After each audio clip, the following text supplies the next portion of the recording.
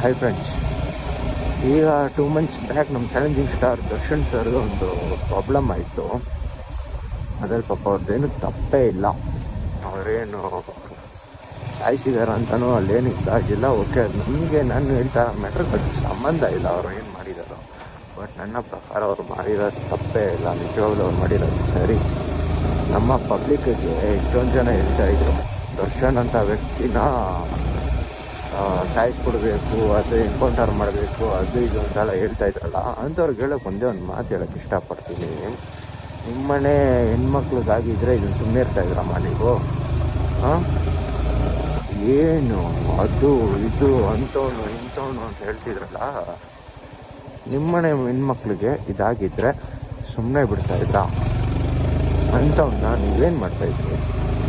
ಈಗ ರೀಸೆಂಟಾಗಿ ಒಂದು ಡಾಕ್ಟ್ರ್ ಮೇಲೆ ರೇಪ್ ಅಟೆಂಪ್ಟ್ ಆಯಿತು ಅಲ್ವಾ? ಆ ರೇಪ್ ಅಟೆಂಪ್ಟ್ ಆಗಿದ್ದಕ್ಕೆ ಆ ಡಾಕ್ಟರ್ಗೆ ಒಂದೇನಾದರೂ ಜಸ್ಟಿಸ್ ಸಿಕ್ತಾ, ನ್ಯಾಯ ಸಿಕ್ತಾ? ಅವ್ರಿಗೆ ಏನು ಸಿಕ್ತು? 10 ಲಕ್ಷ ಕಾಂಪನ್ಸೇಷನ್ ಕೊಡ್ತಾ ಇದ್ದಾರೆ. ಅಲ್ಲ ಗುರು, ಏನಲ್ಲಿ ನಾಡಿ ಕಾರ್ ಮಾಡ್ತಾ ಇದ್ದಾರಾ ಅಥವಾ ಬೆಂಚ್ ಕಾರ್ ಮಾಡ್ತಾ ಇದ್ದಾರಾ? ಇದನ್ನು ತಗೊಂಡು ನಿಮಗೆ 10 ಲಕ್ಷ ಕೊಡ್ತೀನಿ ಅಂತ ಹೇಳೋದಕ್ಕೆ? ಅದು ಒಂದು ಜೀವ ಅಲ್ವಾ? ಇದೇ ಪೊಲಿಟಿಷಿಯನ್ಸ್ ಮಕ್ಳಿಗೋ ಸೆಲೆಬ್ರಿಟೀಸ್ ಮಕ್ಳಿಗೋ ಆಗಿದ್ದಿದ್ರೆ ಇಷ್ಟೊತ್ತಿಗೆ ಪ್ಯಾನ್ ಇಂಡಿಯಾ ನ್ಯೂಸ್ ಲೆವೆಲ್ಗೆ ಹೋಗ್ಬಿಟ್ಟಿರೋದು ನಮ್ಮದು. ಇಂಥವ್ರ ಮಕ್ಳಿಗೆ ಹಿಂಗೆ ಆಗ್ಬಿಟ್ಟಿದೆ, ಅಂಥವ್ರಿಗೆ ಏನು ಮಾಡಬೇಕು ಅನ್ನೋ ಚೆನ್ನಾಗಿ ಆಗಿರೋದು ಅಲ್ವಾ? ಅದೇ ನಾರ್ಮಲ್ ಆರ್ಡಿನರಿ ಪಬ್ಲಿಕ್ ಆಗಿರೋದಕ್ಕೆ ಆಲ್ಮೋಸ್ಟು 10 ಲಕ್ಷ ಕೊಟ್ಬಿಡೋಣ, ಸುಮ್ಮನೆ ಹೋಗ್ತಾರೆ ಅಂದ್ಬಿಟ್ಟು ಸುಮ್ಮನೆ ಬಿಡಿಸ್ಬಿಟ್ಟಿರೋದು. ಅಲ್ಲ ರೀ, ನಿಮ್ಮ ಮನೆ ಹೆಣ್ಮಕ್ಳಿಗೆ ಆಗಿದ್ರೆ ಸುಮ್ಮನೆ ಇರ್ತಾ ಇದ್ದೀನಿ ನೀವು. ಅದೇನೋ ದರ್ಶನ್ ಸರ್ ಸಿಗರೇಟ್ ಇಟ್ಕೊಂಡ್ರು, ಪೂಮಾ ಟೀ ಶರ್ಟ್ ಹಾಕ್ಕೊಂಡ್ರು ಅಂದ್ಬಿಟ್ಟು ಅಷ್ಟೆಲ್ಲ ನ್ಯೂಸಲ್ಲಿ ಓಡಿಸ್ತಾ ಇದ್ರಲ್ಲ. ಇದನ್ನೇನಕ್ಕೆ ಅಷ್ಟು ಓಡಿಸ್ಲಿಲ್ಲ ನೀವು? ಯಾಕ್ರಿ ಓಡಿಸ್ಲಿಲ್ಲ? ಅವರು ಮೀಡಿಯಾಗೆ ಬೈತಾರೆ, ಅದಕ್ಕೆ ಅಕಸ್ಮಾತ್ ಡಾಕ್ಟ್ರು ಏನಾದರೂ ಮೀಡಿಯಾ ಅಂತ ಬಿದ್ದಿದ್ರೆ ಡಾಕ್ಟ್ರಿಗೂ ಆಗ್ತಾಯಿದ್ರಿ ಅಲ್ವಾ? ಆಗ ಚೆನ್ನಾಗಿರೋದು ನಿಮಗೆ.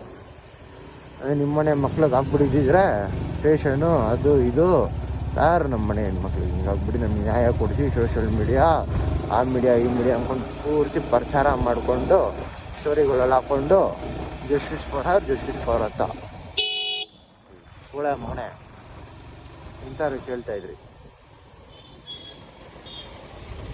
ಅವಾಗ ಚೆನ್ನಾಗಿರೋದು. ಯಾವಾಗ ನಮ್ಮನೆ ಚಿಕ್ಕ ಸುಡೋತ್ತೋ ಅವಾಗ ನಾವು ಸರಿ ಹೋಗ್ತೀವಿ. ಅಲ್ಲಿವರೆಗೂ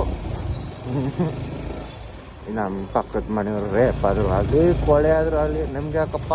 ನಮ್ಮ ಮನೆ ಹೆಣ್ಮಕ್ಳು ಚೆನ್ನಾಗವರ ಸಾಕು, ಸರಿ, ಅದನ್ನು ಮಾತ್ರ ನೋಡ್ಕೊತೀರ ಹೊರತು ನಮಗೆ ಯಾಕೆ? ಇವಾಗೆಲ್ಲ ಅದರಲ್ಲೇ ಅದೇ ನಡೀತಾ ಇರೋದು. ನಮಗೆ ಯಾಕೆ ಬೇಕು? ನಮ್ಮ ತಿಕ್ಕ ನಾವು ನೋಡ್ಕೊಳ್ಳೋಣ ಅನ್ನೋ ಥರ. ಇದನ್ನೆಲ್ಲ ನಿಜವಾಗ್ಲೂ ಹೇಳ್ತಿರಲ್ಲ, ಸ್ವಾರ್ಥಿಗಳಾಗ್ಬಿಟ್ಟಿದ್ದೀವಿ.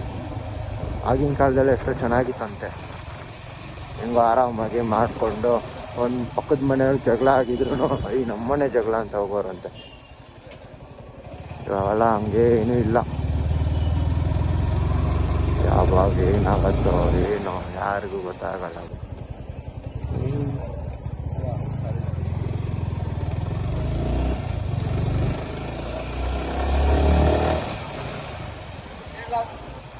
ಓಕೆ ಫ್ರೆಂಡ್ಸ್, ಇಷ್ಟನ್ನು ಹೇಳ್ಬೇಕಂತ ನಿಮ್ಮ ಹತ್ರ ಹೇಳ್ಕೊಬೇಕಂತ ಅನಿಸ್ತು. ಹೇಳ್ಕೊಂಡಿದ್ದೀನಿ. ಏನಾದರೂ ತಪ್ಪಿದ್ರೆ ದಯವಿಟ್ಟು ಕ್ಷಮಿಸಿ.